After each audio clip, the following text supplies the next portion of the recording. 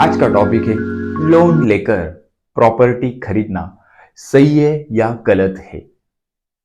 किन किन बातों को प्रॉपर्टी खरीदते टाइम याद रखना चाहिए।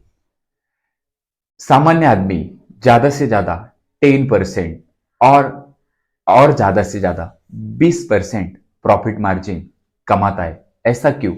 ऐसा कभी हुआ है सामान्य आदमी ने 5 लाख में प्रॉपर्टी खरीदा और 2 करोड़ में बेचा? कभी नहीं होता। ऐसा क्यों? लोन लेकर प्रॉपर्टी खरीदने से प्रॉफिट मार्जिन क्यों कम हो जाता है और किन बातों से यह सब नीचे आता है, इसके पीछे के क्या कारण है, आज हम ये सब जानने वाले हैं। नमस्कार, मैं शुभम चिकने, motivational speaker, actor and business coach. आज बात करूंगा प्रॉपर्टी लोन लेकर खरीदने से फायदा होता है या टोटा होता है। इसमें से हमारा जो पहला पॉइंट है वो है ओवर प्राइस प्रॉपर्टी ना खरीदे। क्यों? सबसे पहले हम प्रॉपर्टी का मतलब जान लेते। क्या होता है प्रॉपर्टी? समझ ले। घर, जमीन, जमीन का टुकड़ा, प्लांट, ये प्रॉपर्टी होता है। और ये सब हम आपको ऐसा लगता है लोन लेकर खरीदने से प्रॉफिट होता है और ये आसान है, तो ये आपकी समझ गलत है। और यही समझ हम दूर करने के लिए हम एक उदाहरण से जान लेते। समझ लो आप लोन लेकर एक प्रॉपर्टी 30 लाख को खरीद रहे हो। उसमें 4 लाख और एक्स्ट्रा एक्सपेंडिचर मतलब खर्चा, और टोटल कॉस्ट कितना हुआ? 34 लाख। मतलब भाई आप 4 लाख खुद के जेब में से डाल रहे हो, तो आपकी वही प्रॉफिट मार्जिन 4 लाख कम हुई। लेकिन आपके पास 30 लाख कैश होता तो आप सही में खरीदते? ये नहीं खरीदते। आप क्या करते? आप पहले 15 लाख की जमीन खरीदते, उसके बाद आप बाकी की उसके ऊपर घर बांधते, तो आप लोन लेकर नहीं सक्सेस हो सकते। जो हमारा दूसरा पॉइंट है वो है कॉस्ट ऑफ प्रॉपर्टी, मतलब प्रॉपर्टी की कॉस्ट बढ़ जाना। मान लेना हमने 50 लाख की प्रॉपर्टी खरीदी और 45 लाख का लोन किया है। ऑफ कोर्स आपको 45 लाख से ऊपर खर्चा आएगा, क्योंकि आपने 30 या 35 लाख का लोन किया तो आपकी रजिस्ट्री कम होगी, मतलब आपका लोन भी कम होगा। इसलिए आपको 45 लाख ही रजिस्ट्री करनी पड़ेगी। परिणाम आपका खर्चा बढ़ेगा। तो क्या हुआ? आपका खर्चा बढ़ा तो आपकी प्रॉफिट मार्जिन ऑटोमेटिकली कमी होती।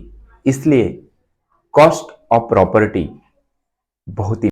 जो हमारा तीसरा पॉइंट है वो है reducing method of interest calculation. सबसे भयंकर पॉइंट। जो रिड्यूसिंग मेथड में जो शेड्यूल है वो आप समझ लेते तो आपके कान से धुआं आएगा। आपका प्रॉफिट मार्जिन यहां पे ना के बराबर रहते।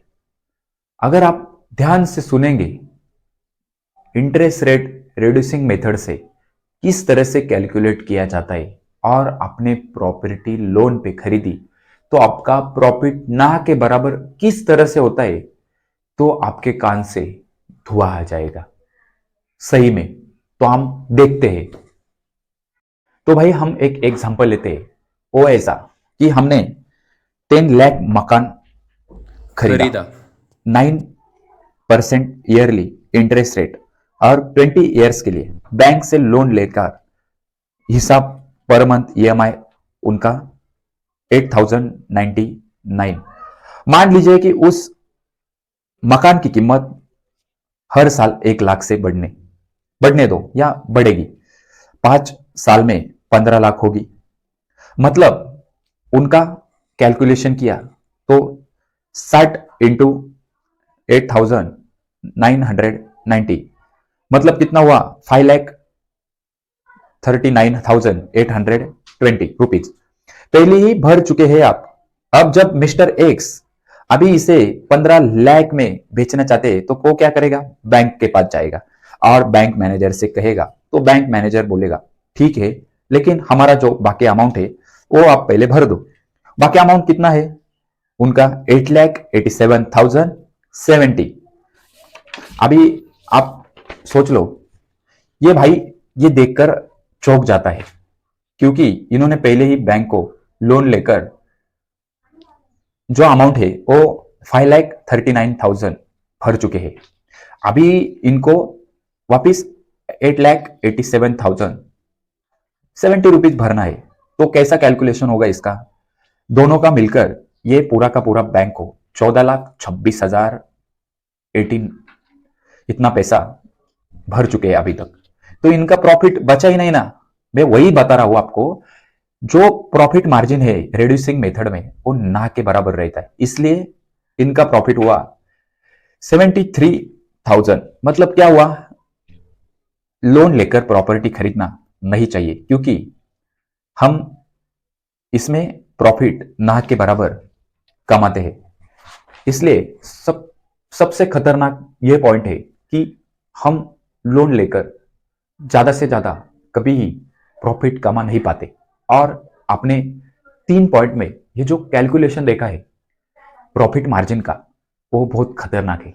तो कभी भी पैसों से प्रॉफिट या प्रॉपर्टी खरीदना चाहिए, लोन लेकर नहीं लेना। या तो आप ले रहे हो तो पूरा का पूरा कैलकुलेशन कीजिए और बाद में खरीदिए।